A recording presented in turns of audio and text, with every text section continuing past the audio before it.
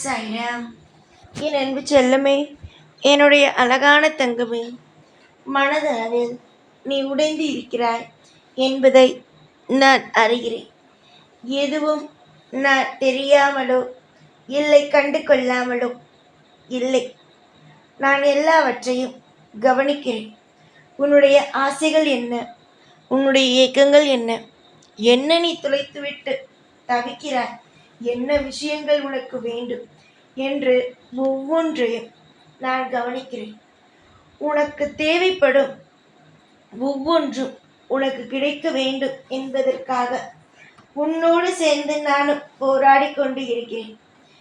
உனக்கு நான் கண்ணுக்கு தெரியவில்லை என்பதற்காக நீ நினைக்காதே. தனிமையில் நின்று போராடுகிறோம், நமக்கென்று யாருமே இல்லை என்று.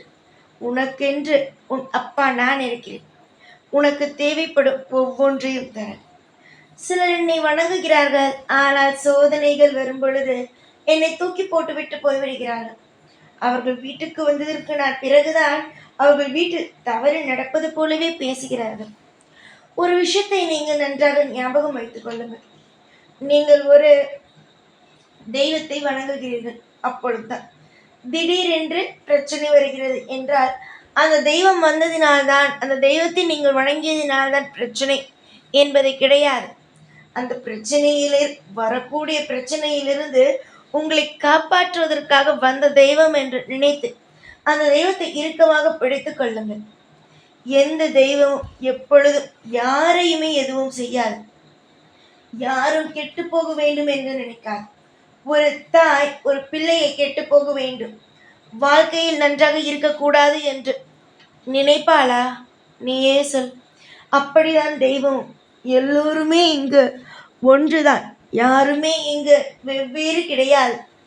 நீயும் எனக்கு ஒன்றுதான், உன்னுடைய குடும்பத்தில் இருப்பவர்களும் எனக்கு ஒன்றுதான். யாருமே என்னை வணங்கவில்லை என்பதற்காக நீங்கள் வேறு, நீ வேறு என்று சொல்லக்கூடாது. நான் சொல்ல மாட்டேன். எல்லோருமே என்னுடைய பிள்ளைகளை, எல்லோருமே என்னுடைய அன்பான குழந்தைகள் தான். ஒவ்வொரு நிமிஷமும் ஒவ்வொரு நாளும் உனக்காக நான் எல்லாவற்றையும் செய்து கொடுத்து கொண்டு தான் இருக்கிறேன். ஆனாலும் உன்னுடைய வழிகளானது எதுவுமே செய்யவில்லை, எதுவுமே உனக்கு தரவில்லை என்று உனக்கு சொல்லிக்கொண்டே இருக்கிறது. ஆனால் நிச்சயமாக கண்டிப்பாக என்னை நீ புரிந்து கொள்வாய். உன்னுடைய வாழ்க்கை நிலைமையானது மாறிக்கொண்டுதான் இருக்கிறது. ஒவ்வொரு நிமிஷமும் உன்னுடைய தேவைகள் ஒவ்வொன்றும் உனக்கு கிடைத்து கொண்டுதான் இருக்கிறது என்பதை கண்டிப்பாகவே புரிந்து கொள்வாய். கண்ணீர் இனிமேல் வேண்டாம், மனதில் குழப்பங்கள் வேண்டாம். நிறைய விஷயங்கள் உன்னுடைய வாழ்க்கையில் நீ துளைத்து விட்டாய். இனிமேல் துளைப்பதற்கு ஒன்றுமே உன்னிடமில்லை, எல்லாமே இழந்து விட்டாய். திரும்பவும் நீ அடைய வேண்டியது மட்டும்தான் நிறைய உள்ளது.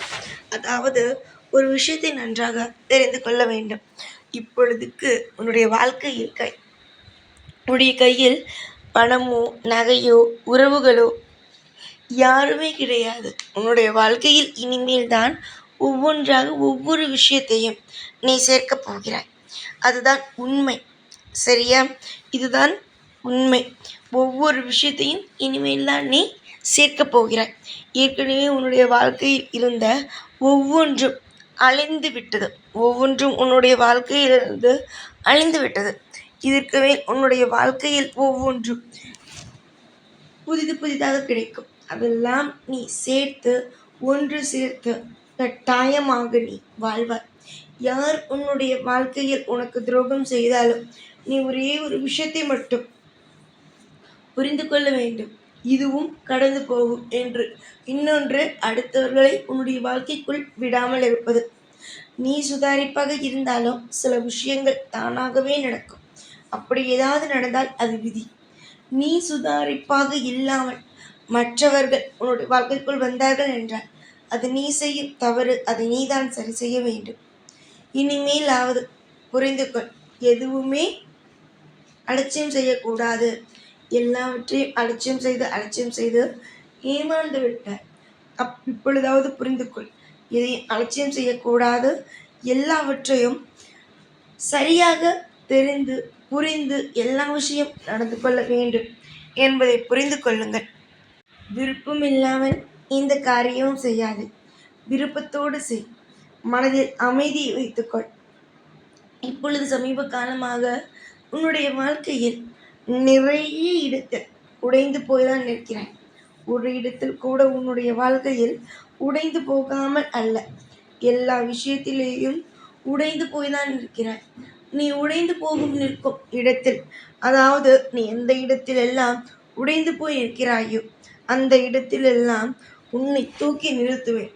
படாத பாடுபட்டு மற்றவர்களுக்கு நேராக கண்ணீரை சிந்தி உன்னுடைய மனவேதனையை நீ யாரிடமும் சொல்ல முடியாமல் தனிமையில் நின்றதெல்லாம் எனக்கு தெரியும்.